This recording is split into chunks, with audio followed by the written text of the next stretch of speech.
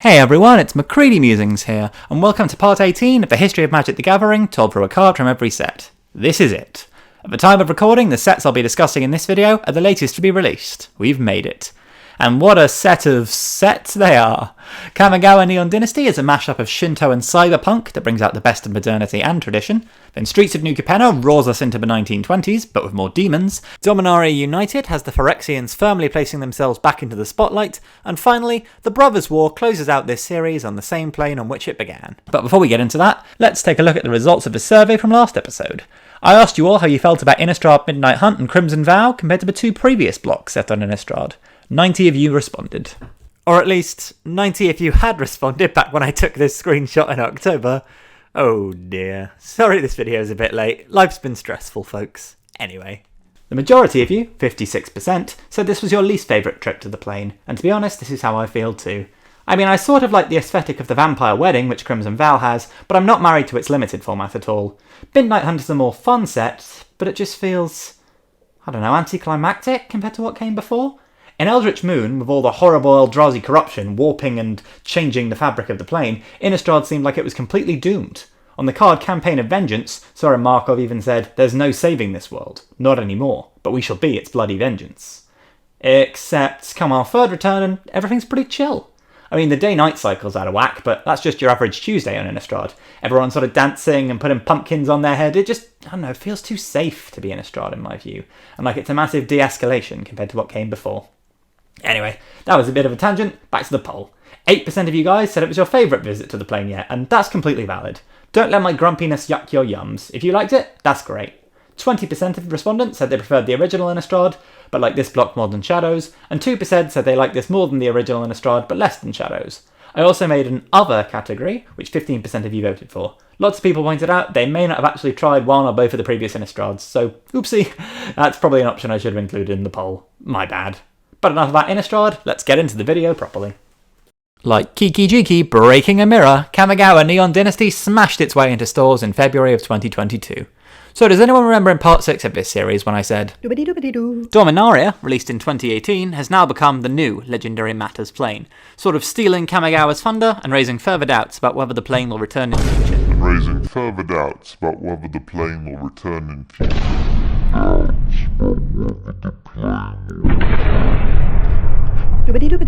So yeah, that aged poorly. Kamigawa's back, and it's really good.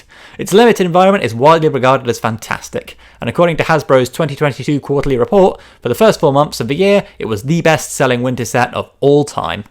All those folks on Tumblr asking Mark Rosewater to return to Kamigawa year after year were proven decidedly correct. Although, quick side note, please don't harass Mark Rosewater on Tumblr. The guy has to deal with a lot of very weird questions, and we're only seeing the ones he answers.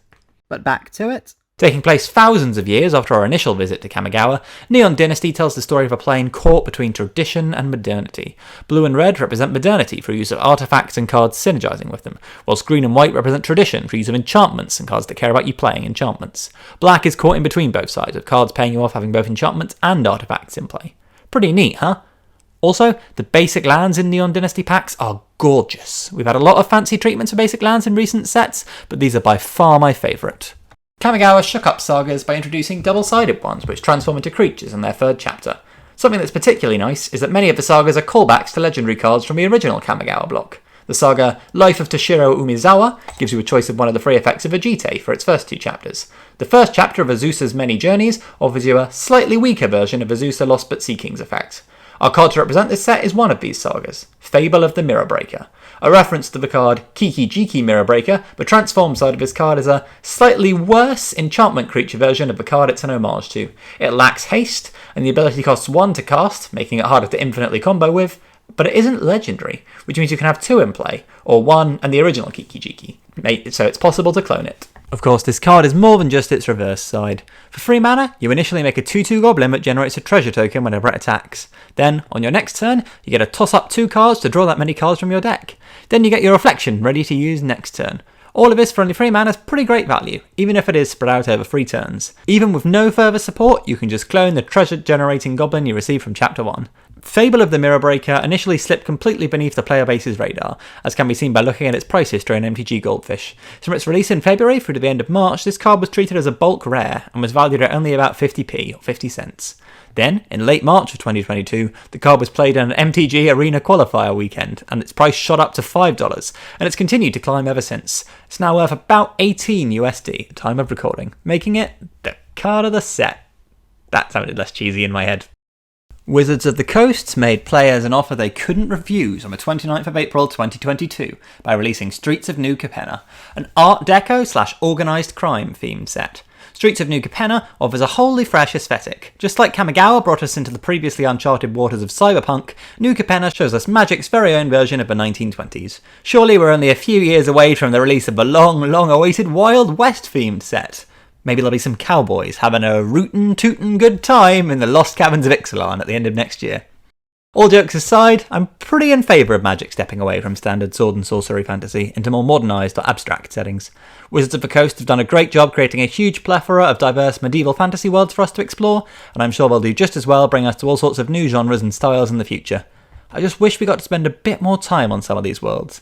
I would have happily spent 3 sets exploring the seedy lows and the glimmering highs of New Capenna's urban metropolis. It all felt a bit rushed and bloated trying to cram everything into a single set with fewer than 300 cards to work with. Streets of New Capenna is a set themed around 5 3-colour factions. These factions use the same colour combinations as the Shards of Alara, so 1 central colour and its 2 allies. We have the blue, white and black Obscura, who are extortionist wizards, the black, red and blue Maestros, who are vampire assassins with an artistic streak, the red, green and black Riveteers, who are a rowdy gang of construction workers led by a big old dragon, the green, red and white Cabaretti, who are literal party animals, and the white, green and blue Brokers, who are a corrupt law firm. Now, there's a lot to love about New Capenna, but its limited environment is typically considered to be pretty unbalanced. The Brokers are often jokingly referred to as the Broken, and are widely considered to be by far the most powerful of the factions, whilst the Riveteers are typically considered to be pretty underwhelming. Contrary to how it's presented, many commentators found that rather than making 3-colour decks, New Capenna's limited format works best if you just build a 2-colour deck, and then maybe add a little bit of a splash of a 3rd colour if you'd like to. Now this was by design. Each of the allied colour pairs has a strategy baked in. For example, blue and black care about you having different mana value cards in your graveyard, and green and white care about Citizen Tribal. The issue is that both of the red centre strategies, red and green Treasures, and black and red Sacrifice are, well, they're a bit rubbish, really, trickling out and making whichever of these strategies you attempt to focus on in building your Riveteers deck a bit weak. Whilst both of the white-centred strategies, Citizen Tribal in green and white, and Shield counters in white and blue, are pretty powerful, meaning it didn't take much effort to make a white-centred Brokers deck really good. Shield counters are considered especially powerful, because Limited is above all about creature combat and answering threats with removal spells. Shield counters prevent creatures from being easily killed in combat or destroyed with removal spells, throwing off the standard way in which Limited usually occurs. This shake-up to the status quo makes cards with shield counters very difficult to deal with. White's dominance as the colour to take in the format was further enhanced by it receiving one of the best commons to be printed in a long time, and the card which I'm going to use to represent the set, Inspiring Overseer. For 3 mana, Inspiring Overseer is a 2/1 with flying which gives you a life and draws you a card as it enters play. Because it's a flyer, it's a strict upgrade over Adventures in the Forgotten Realms Priest of Ancient Lore, unless for some reason you care about the priest being a dwarf. That's pretty huge, as Angelic Overseer is an early game flyer which immediately replaces itself by drawing its controller a card. Hitting it with removal feels bad, because you'll always end up a card down in that interaction, but if you don't get rid of it, it'll keep soaring over your blockers and smacking you in the face, and the life gain on top of this is just another little bonus stacked on top. In the last episode, I talked about Organ Hoarder. I gave it praise for being an incredibly impactful common which defines its limited format. Angelic Overseer shows what happens if you run just a little too far with that idea, as it moves from being a card which defines its format to one which centralises and dominates it. Organ Hoarder requires a bit of construction to fit into your deck. To get the very most of it, you can't just slap it into any blue deck you want to, you've got to care about the card it's sending to the graveyard, as well as the card which it's adding to your hand. Inspiring Overseer, though, can just be thoughtlessly shoved into any white deck, as its effect is so powerful, and its body is impactful no matter what.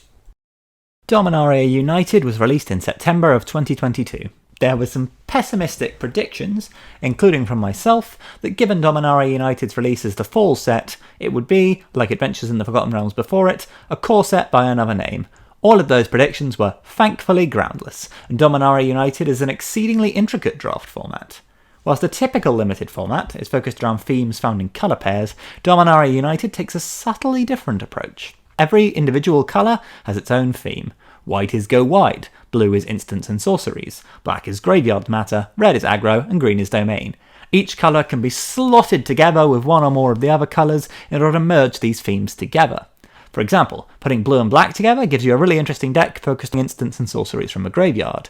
Putting white and red together gives you a very aggressive deck where you flood the board with tokens. Green works best when partnered with at least 2 other colours, since Domain rewards you for having as many basic land types as possible. But you can even sort of make a 2-colour Domain deck work, thanks to the tap lands in this set having 2 basic land types. There's also a Defender theme, spread through all the colours, but primarily appearing in white, blue and black. It's surprisingly powerful, considering that Defender is a pretty heavy downside to put on a card, and I very nearly made Wingmantle Chaplain my card to represent this set. But aside from the gameplay, the big draw of Dominaria United is its story.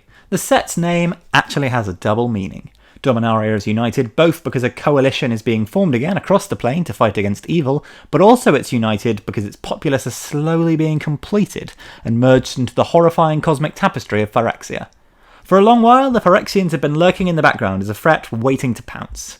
Scars of Mirrodin blocks saw the Phyrexians rise again and conquer the iconic artifact plane, but that was way back in 2010/2011, and since then we haven't heard a lot from them. But little by little they've been creeping in here and there, like the slow drip of an oily faucet. Vorinclex appeared in Kaldheim, then there was a year of silence before we saw Jin-Gataxias and the completed Tamiyo in Kamigawa Neon Dynasty, followed immediately by Urabrask appearing in Streets of New Capenna. In Dominaria United, they're finally appearing in full force as the primary antagonists, led by our card to represent the set, Sheoldred the Apocalypse. One of Phyrexia's 5 Praetors, Sheoldred is a 4/5 with Death Touch for 2 and 2 black. Whenever you draw a card, while Sheoldred's on the battlefield, you gain 2 life, and whenever an opponent draws a card, they lose 2 life. You can combine her with Peer into the Abyss for a costly but effective 2-card kill combo. She makes a pretty fun commander, working well with other cards like Obnixilis the Hate-Twisted, Damnable and Eldritch Pact, and Cezanne Perverter of Truth to make your opponents really hate it every time they draw a card. The biggest downside is you'll be giving them lots of material to remove her with if you don't finish them off in one frantic card-drawing frenzy. Well, that, and her $40+ price tag. But even without building your deck around forcing your opponent to draw and punishing them for it, Sheoldred's still a very powerful card. She's like a gigantic tick, slowly whittling away at your opponent's life total turn by turn, whilst also gradually raising your own, and your opponents will need to swat her quickly.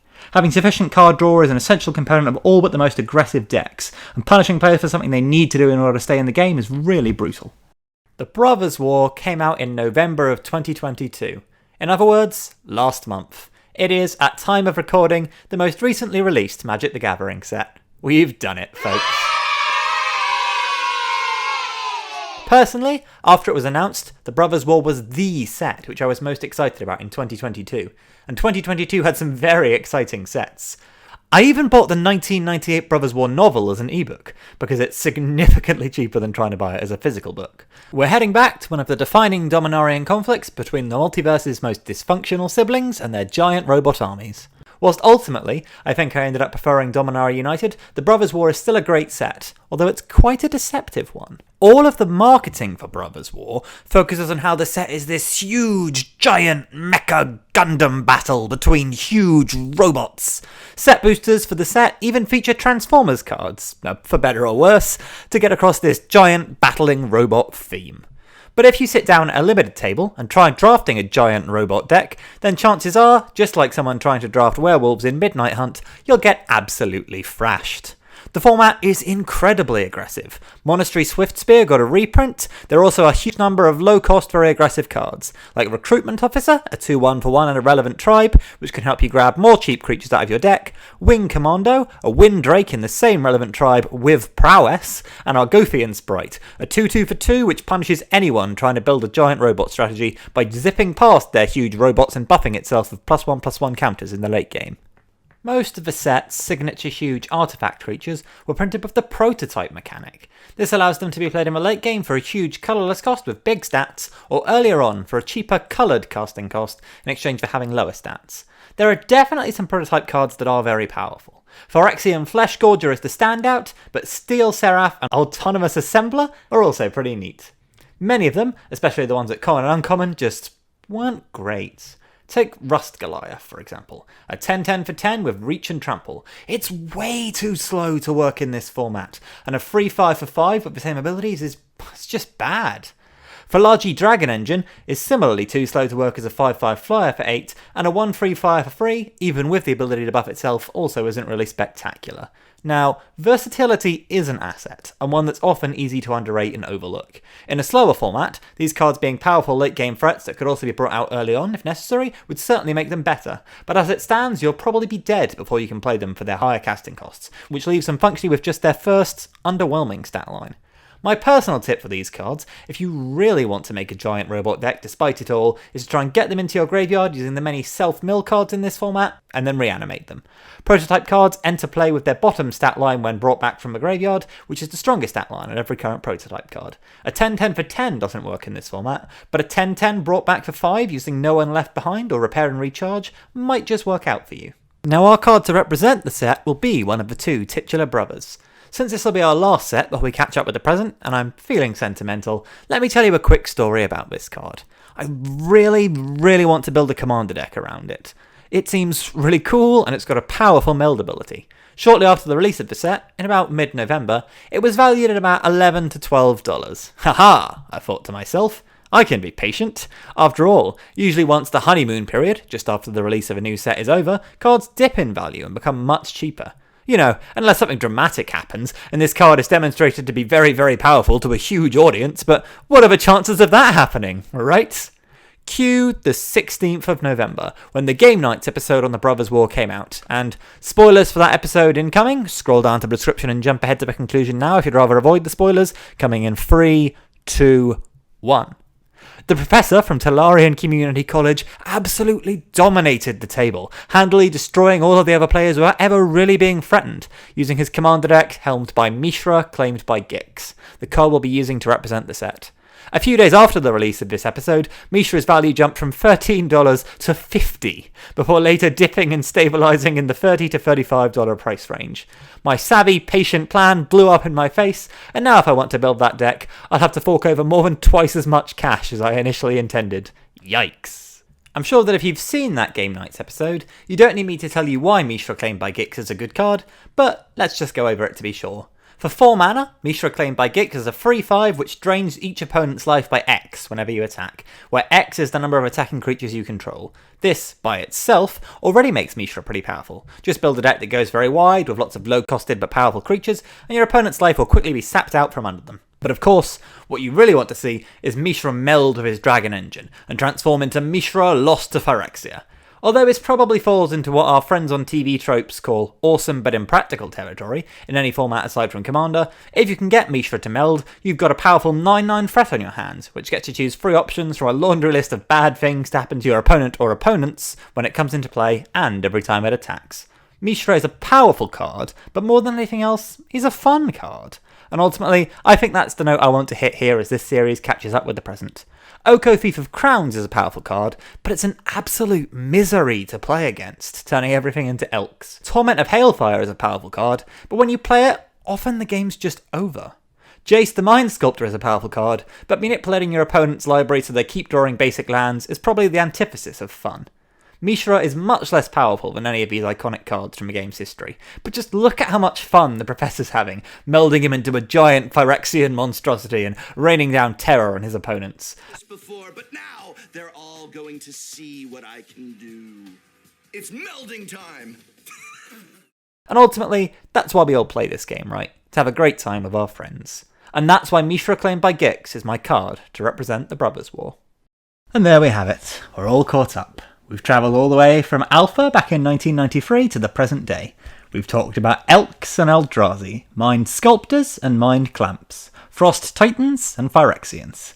Thank you all so much for your subscriptions, your wonderful comments and your continued and just fantastic support. This has genuinely been an amazing experience, and I never would have imagined I'd get this far and actually catch up with the present day when I started this series. Even though we've reached the present, Magic's history still being written. I don't know whether I'm going to release slightly more in-depth videos, analysing sets as they come out, or if I'm going to keep up this format and just have longer breaks between videos. I do know that I'm currently working on a retrospective video, where I'm going to look back over this series and take a look at whether I made the right picks or the wrong ones, along with looking at which colours showed up the most out of all the cards I've chosen, so keep your eyes open for that. I'm also probably going to look at some of the non-standard legal sets, like the Commander products and Conspiracy. I also have something very different in the works. It's card game related, but not Magic related at all.